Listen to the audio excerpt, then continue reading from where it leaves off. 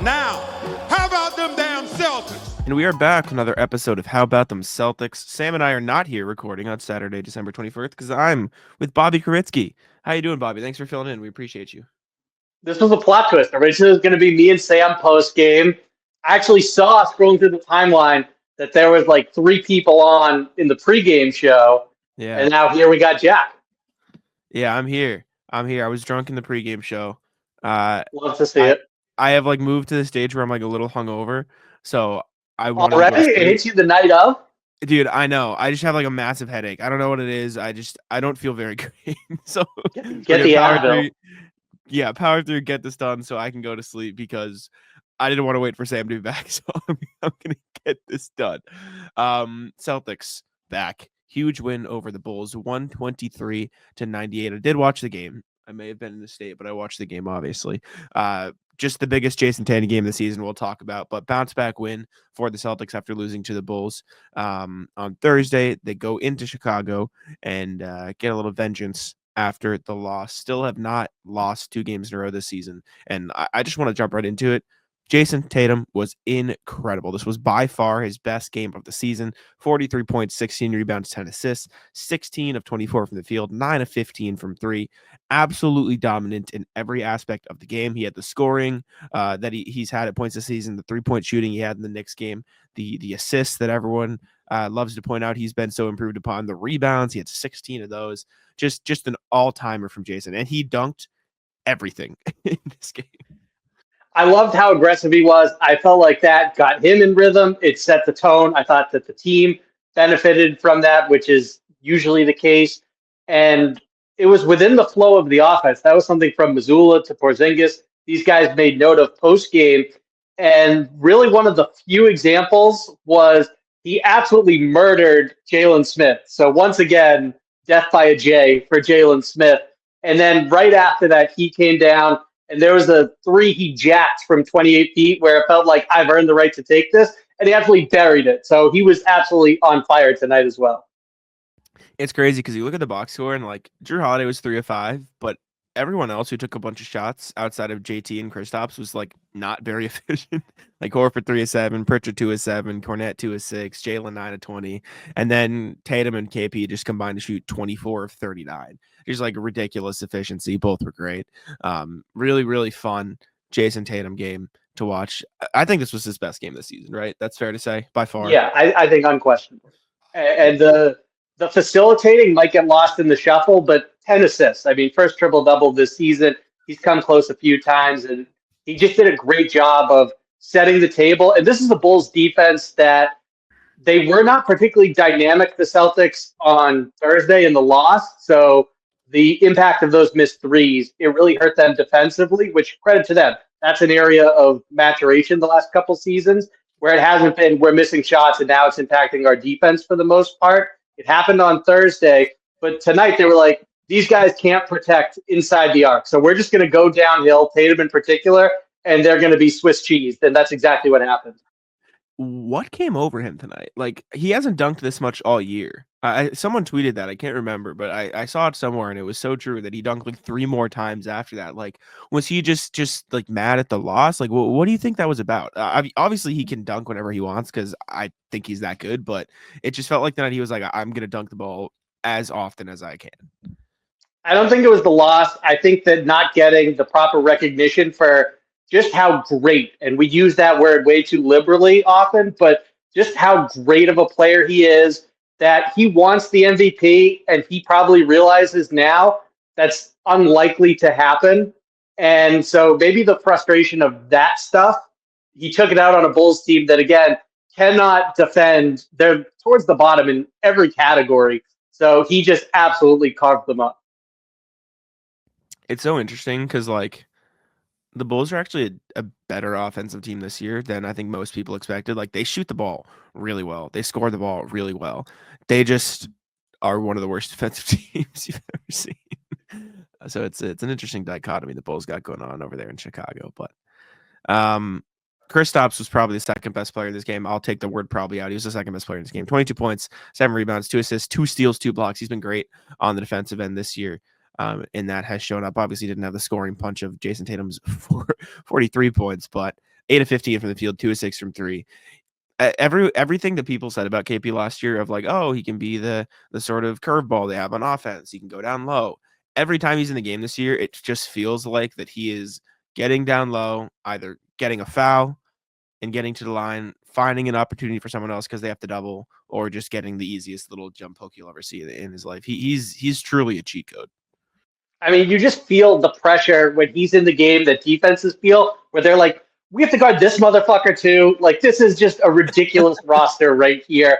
And I mean, you can see it where even on his misses tonight, you noted his efficiency, 8 of 15, even with the 2 for 6 from beyond the arc. Even with the misses, I liked the process, the shot selection, and just how quickly he was getting them up without hesitating. So a really nice overall game. And another player who, from inside the arc in particular, was just absolutely punishing the Bulls. And the defense too. I mean, we talked about it before he's coming back. Like the Celtics weren't the best interior defensive team, and they're still. I don't think they're ever going to be like the best interior defense team in the league. But you can. It is the like most painfully clear difference you'll ever see with KP versus without KP. Oh yeah, I mean he had. I don't know if he got credit for it, but he has a block in the second half, so I think he did on Taylor Horton-Tucker when he went up for a dunk, and maybe that was just a missed dunk. But I thought Porzingis, at a minimum, he affected it either way, whether he gets the block or not. But yeah, his rim protection is just, it's such a difference maker, and it obviously allows perimeter defenders, and the Celtics have some of the best, to be even more aggressive. And for a team that is forcing more turnovers this season, but even that is not like some massive uptick, it just makes it that much easier to be able to play in transition. 100%. 100%. I mean, they even had, correct me if I'm wrong, because I wasn't watching as closely as I always do. I still watch the whole game, but they even had some possessions where they just stuck him on Patrick Williams and had Tatum guard Vucevic. I don't know if that was like transition stuff, but they've been letting Tatum guard bigs a little bit more when KP's in the game, it feels like, so he can play off the ball. And I mean, you want to talk about a great off-ball defender. KP's incredible in that role, so. Yeah, I think they're very comfortable with Tatum switching onto fives defensively. And so there was a possession in the first quarter where Porzingis and Jaylen Brown did it when they really didn't need to, and Vucevic just went right to the basket, and he got it pretty easy too on JB. But when it's Tatum, and Tatum's like 6'10", it's a different story. 100%. I talked about this with the first of the floor guys a few weeks ago, but like Tatum doesn't get enough credit for the defensive versatility he has in his bag. It's incredible. Which is crazy coming off of the finals where you got to see right? it. I mean, it's ridiculous. It's part of the people don't want to give him credit for multiple reasons. Well, he didn't win MVP, Bobby, so he's not even the best player on his own team. Come on, get real. Sarcasm, please note sarcasm. Jaylen Brown was all right. Collective clip. Okay. Jaylen Brown was all right in this game. 19, 5, and 8. 9 of 20, 0 of 5 from 3. I mean, you take away those 3-point shots, he was 9 of 15 from inside the arc, so it's really not that bad. And the 8 assists are something you always like to see from JB. I think he played a little bit better than the efficiency shows, but the 3-point shot has been very, very inconsistent for him this year. Yeah, and I'll say this. The mid-range, I don't know overall, but it felt like today was a step in the right direction towards normalcy for him. He's obviously been below his usual production from that area, but he got a couple to go down today. And I loved the aggression that he played with as well. You know, he wasn't murdering Jalen Smith or dunking everything in sight, but he was getting downhill and getting to the cup a lot.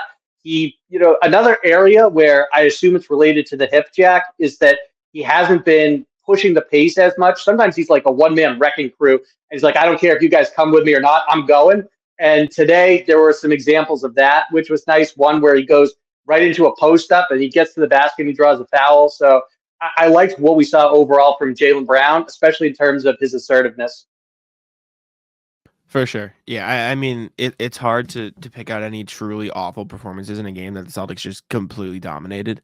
Derrick White was probably the closest thing. He had 3 turnovers, which is a bit uncharacteristic. 3 of 12 from the field, 0 of 6 from 3, which is very uncharacteristic. And even his those 3 missed threes in a row. That was tough. Yeah. Even his plus minus was low. It was +6, but that was the lowest on the team outside the garbage time guys. So I mean, it's just an off night. Derrick White's going to have some of those, but he'll bounce back. He has too good of a body of work to ever think that he's not going to bounce back. Yeah, I'm not worried about Derrick White. And, he still helps in different ways, whether it's defensively on stops where you're not going to notice him unless you go back and watch the film, or him screening for Jayson, or even on the give and go between the Jays, which was, I think that belongs on the top 5 plays of the night, where that was another nice dunk from Tatum. It starts with a great read from Derrick White on a slip because he knows they're going to switch as he goes to screen for Tatum. So he goes, now Zach LaVine jumps out and he bites on the pump fake for Tatum, and all of a sudden it's a give and go from the Jays for a two-handed flush for Tatum. So Derrick White was really the one who got the ball rolling on that play. So not a good shooting night, like you mentioned, some sloppy turnovers, but nothing to be concerned about. Yeah, it happens. Every player is going to have a slow shooting night. It is what it is. And tonight was Derrick's turn to endure that. My one disappointment with Derrick White is it's the same thing I said to you on Thursday. When they play the Bulls, I want to see him stonewall Vucevic every time, like last year. That's the one thing I wait on when they play. That was one of the most incredible blocks I've ever seen. He just facing up a 7-foot center, just too bad, just sending him back, and that rocked. Shout out Derrick White, man. He's something special. Jrue Holiday 3 of 5, 7 points, 6 rebounds, 2 steals. Peyton Pritchard played 31 minutes and was a plus 31, which is kind of fucking insane. Considering he only made 2 of his 6 threes, but he had 2 steals, 3 offensive rebounds, which is just his thing now, 2 assists. Both of them were pretty good. Anything stand out to them in particular from your point of view? Nothing crazy. I always love the energy that Pritchard comes in with. It's literally like he's on fire when he comes out, and just he's so fast, and you can see his feet moving a mile a minute, and his ability to now create off the dribble. Plus, he's an even more lethal floor spacer for them. He had one, I think it was Brown, kicked it out, and he was just so, Brown's in the low post, and he's so far back that the defense isn't going to contort itself to get out there, and he swishes it, which you expect now. And so Pritchard, what he brings to the table, I love. Jrue Holiday, 1,000th career game. So shout out to a future Hall of Famer in my estimation. And he did have a filthy 2 points off a Euro step on our boy Jalen Smith. So this was just a horrendous night to be Jalen Smith. Poor guy. Sticks is going through a rough patch tonight. Sticks is struggling. Very By the way, that reminds me, unrelated game question. How was it hooping in the goggles the other day? My peripherals were brutal. I can't lie. No. I need to get used to the goggles a little bit because it feels like an entire section of my vision is blocked off. I don't think it's as bad as it really is, but I'm just so used to playing in certain types of goggles and stuff. I think I just need contacts. That's what Jay was telling me. And so I think I'm just getting that would make your life so much easier. Yeah, I know. I think I just need contacts, but I don't know. I like my glasses. We'll see. I'll probably cave eventually. But, if you're sticking with the Jalen Smith experience, at least make sure they're prescription. Oh, the goggles are prescription, 100%. They are. They're already prescription. You don't gotta worry about that. Yeah, Pritchard's offensive rebounding is crazy. Jrue Holiday had that nice play. Luke Cornett was fine. 5 offensive rebounds is awesome. 2 of 6 from the field is probably not what you want to see from a big, but I think the rebounds give him a little bit of a pass. Al Horford 3 is 7, 1 of 3, 7 rebounds as well. Celtics really hit the class in this game. They had 59 rebounds to the Bulls, 43. And considering the Bulls missed, let me do some quick math, 61 shots. I'm going to say that's pretty good on the count of the Celtics. I mean, they were murdering them in second chance points all game. It ended up being 25-12, so just more than doubled them up in that category. And it was one where they had a significant edge throughout the entire matchup. For sure. It was a great game from that perspective. Any of the guys at the bottom of the bench, Tillman, Springer, Walsh, I stopped watching us closely at that point. Stand out to you, good to bad. Don't make me sad if Tillman was bad, but tell me. Tillman got one where I was tweeting, and I heard Drew Carter say, "Nice defense by Tillman." I didn't rewind it, but let's go. That's a point nonetheless for your boy. And then Springer had one where he got it down low and was able to finish. So revenge game for Jaden Springer tonight. What do you make of Jaden Springer? We once talked about who would take a chance on him, who would give up a second round pick for that, because I think he's someone who can come in and change the momentum of a game and flip the energy with his defense, but he just doesn't really bring anything to the table offensively. You'd love to see him become a good screener and a menace on the offensive glass, but those are things that are really hard to do if you're getting short shifts, and he's not the biggest guy. So like Lou Dort, forgetting the situation in OKC that he walked into, he's a bigger guy. So he's therefore a more versatile defender. And that is part of what hurts Springer in terms of who's gambling on him. Yeah. If you had to put your money somewhere right now, is Jaden Springer on the team after the deadline? I don't think so. And I firmly believe that was a showcase the other night when he got in the first quarter on Thursday, and then he gets back in the third. And you just saw what teams already know, that this is someone who has a lot of talent defensively. He's young, so if we want to bet on the upside, we can. But offensively, it's kind of like playing 4-on-5. Mm-hmm. What about Tillman? I think he's still here. I know that he has not played well, and the knee has to be a concern. So, this summer, especially after that Game 3 in the finals, I'm thinking this is the most logical Al Horford heir apparent. Now, now I still think he's here past the trade deadline because you want to have options in the event that whether it's Porzingis or Horford, you have several bodies to be able to plug in there. But as far as him on the roster next season, it doesn't seem likely. I sighed. I forgot to unmute, but I sighed.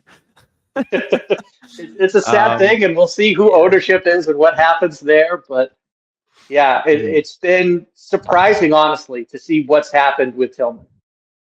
How about the dichotomy of Zach LaVine?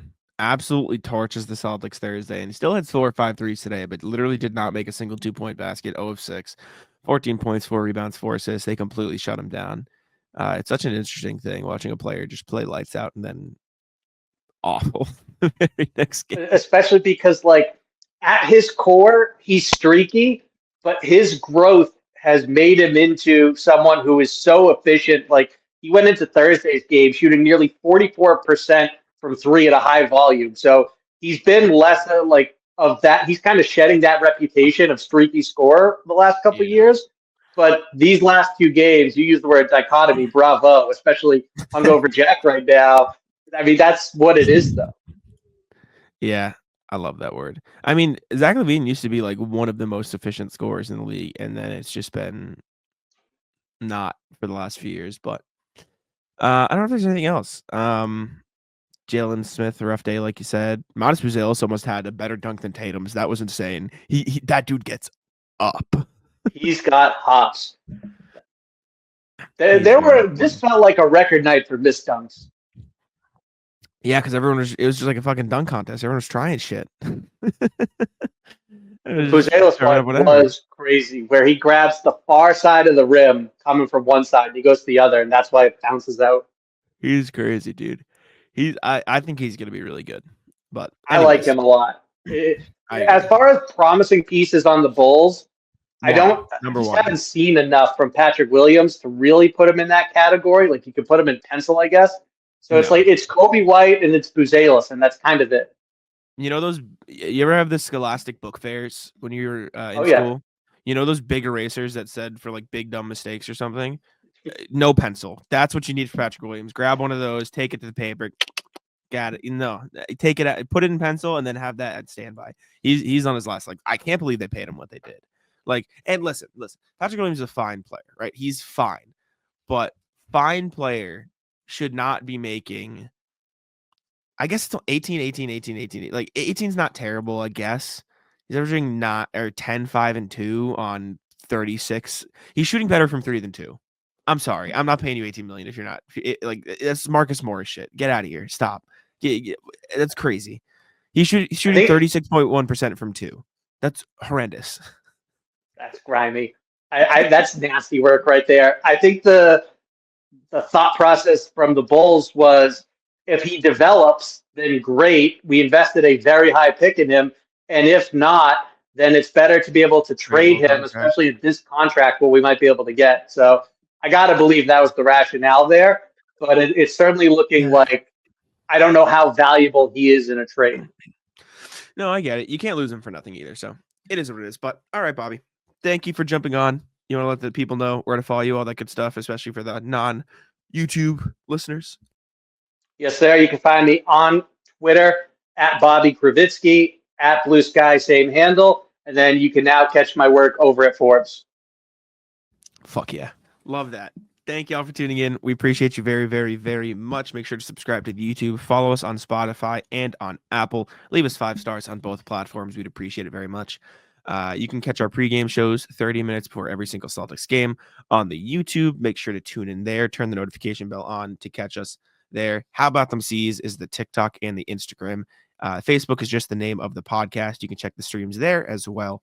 My Twitter is Jack Simone NBA. Bobby's is Bobby at Bobby Kravitsky. Sam's is at Sam LaFrance NBA. You can toss him a follow too. That's it for us. Bye. Taco, come on. Taco's having some fun here. That is bogus. These guys are ridiculous.